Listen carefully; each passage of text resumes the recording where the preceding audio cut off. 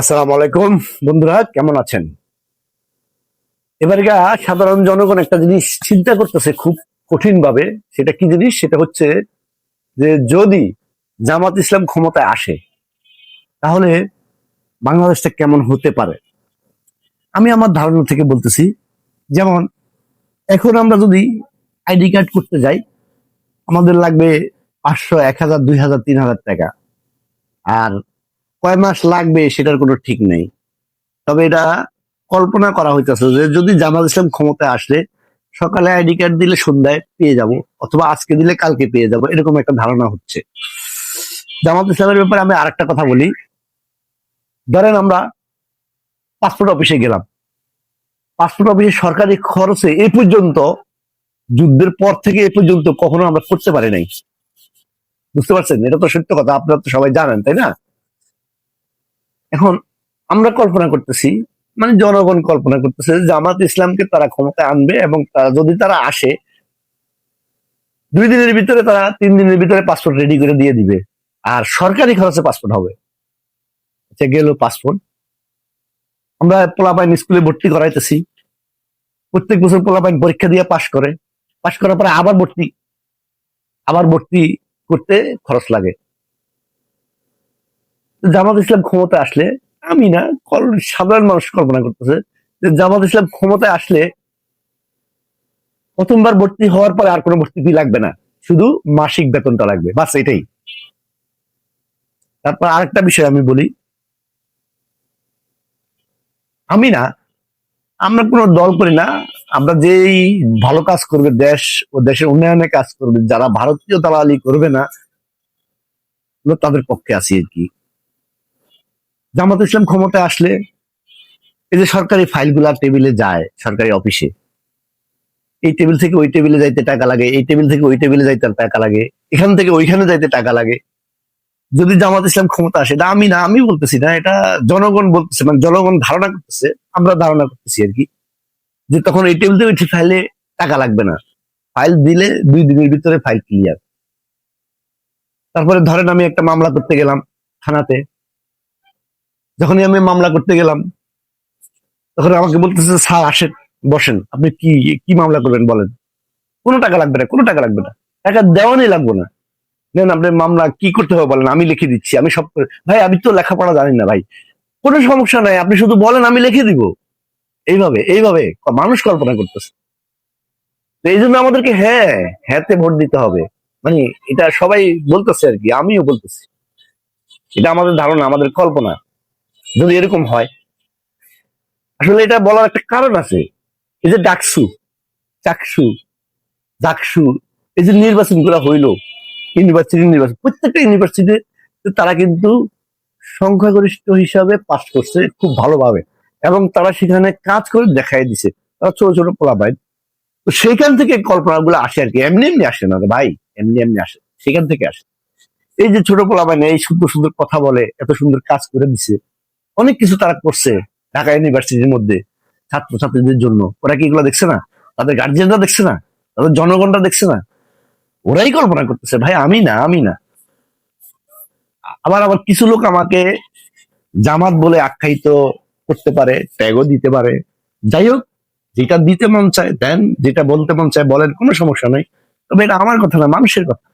মানুষ বলতেছে, সবাই বলতেছে, আমাদের আশেপাশে সবাই বলতেছে। এরপরে গেল এটা।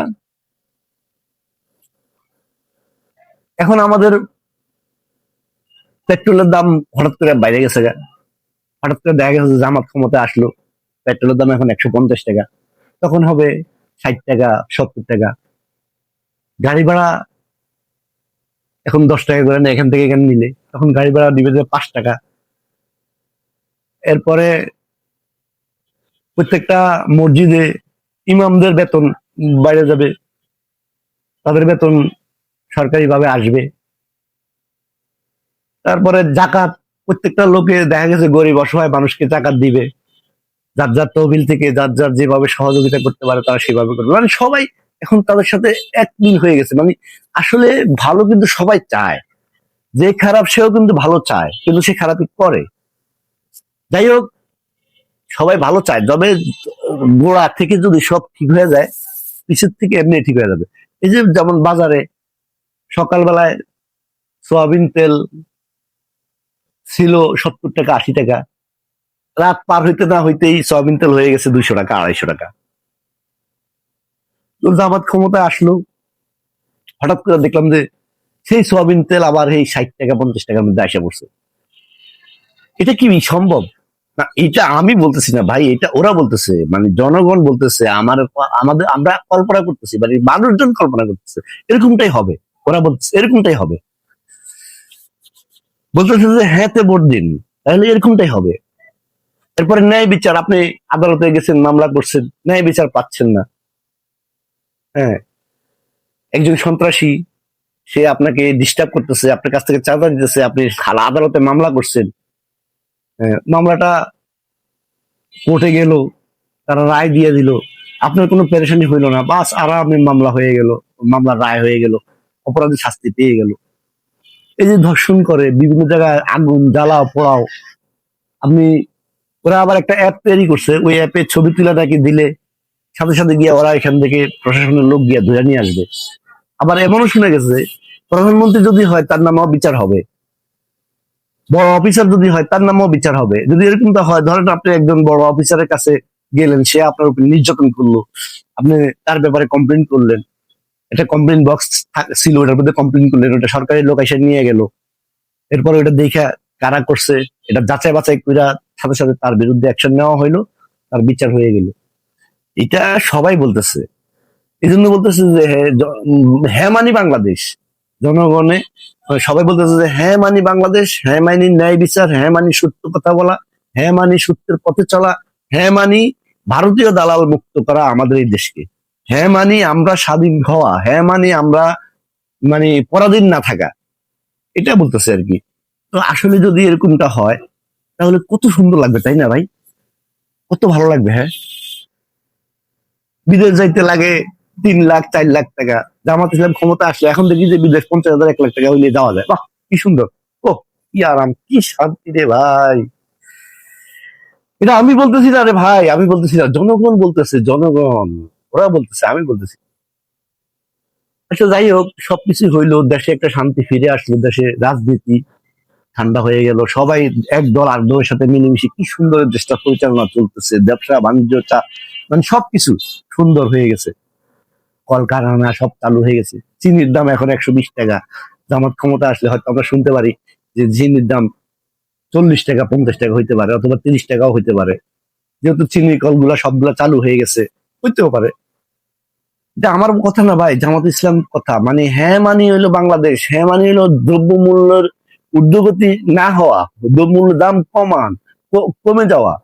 এই যে রমজান আসতেছে, রমজানে যদি খেজুরের দাম, আমি যদি ভালো কোয়ালিটি একটা খেজুর আমি 100 200 টাকা 300 টাকা দিয়ে কিনতে পারি, আলহামদুলিল্লাহ, আমি কিনবো, খাবো, স্বাভাবিক।